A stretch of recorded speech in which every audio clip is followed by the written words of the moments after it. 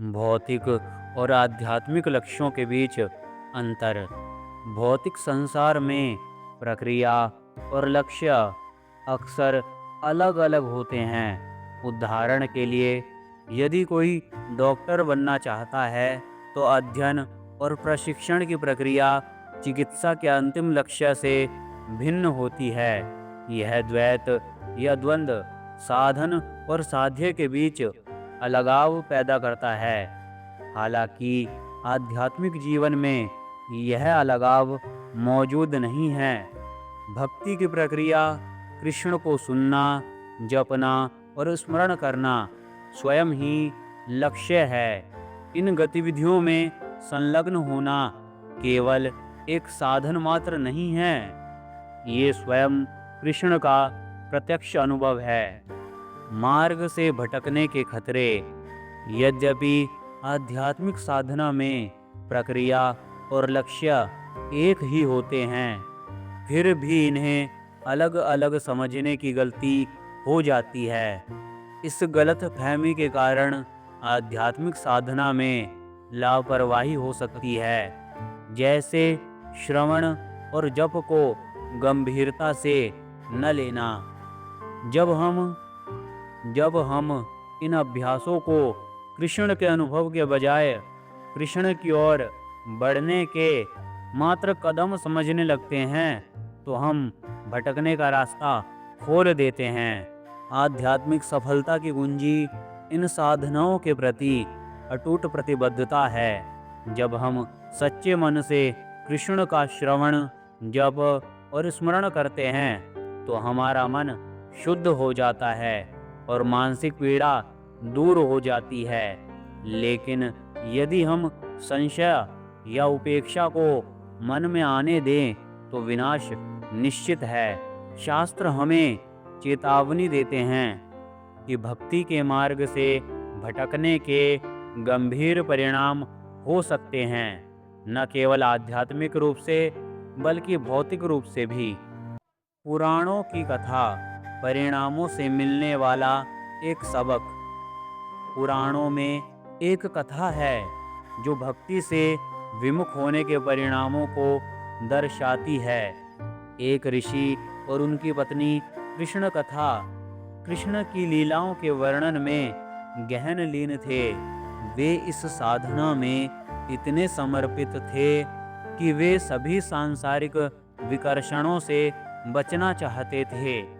इसके लिए उन्होंने अपना रूप बदलकर कबूतर बनने का निर्णय लिया, ताकि वे बिना किसी बाधा के शांतिपूर्वक अपनी भक्ति जारी रख सकें और आशीर्वाद मांगने आने वाले आगंतुकों से मुक्त रहें।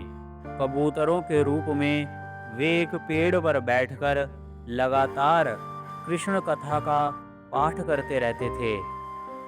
लेकिन एक दिन एक शिकारी वहां से गुजरा और उसने कबूतरों को देखा। उसने उन्हें अपने बाण से मारने का फैसला किया।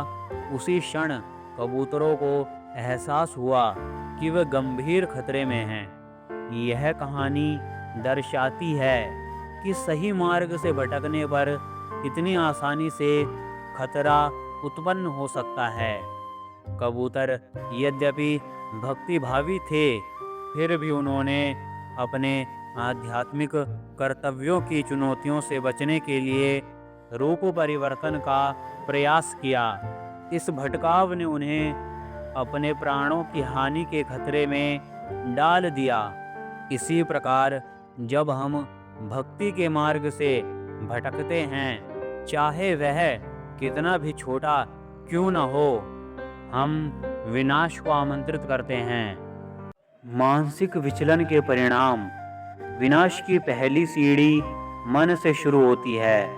जैसे ही मन कृष्ण से विमुख होता है, इंद्रियां भी तुरंत उसका अनुसरण करने लगती हैं, जिससे भौतिक सुखों की लालसा उत्पन्न होती है। इसे विमुख चेतस कहा जाता है। वह अवस्था जिसमें मन कृष्ण से विमुख हो जाता है। जब ऐसा होता है, तो इंद्रियां हावी होने लगती हैं, जिससे अधिक खाना, अधिक सोना या अन्य प्रकार के भोग विलास की प्रवृत्ति उत्पन्न होती है।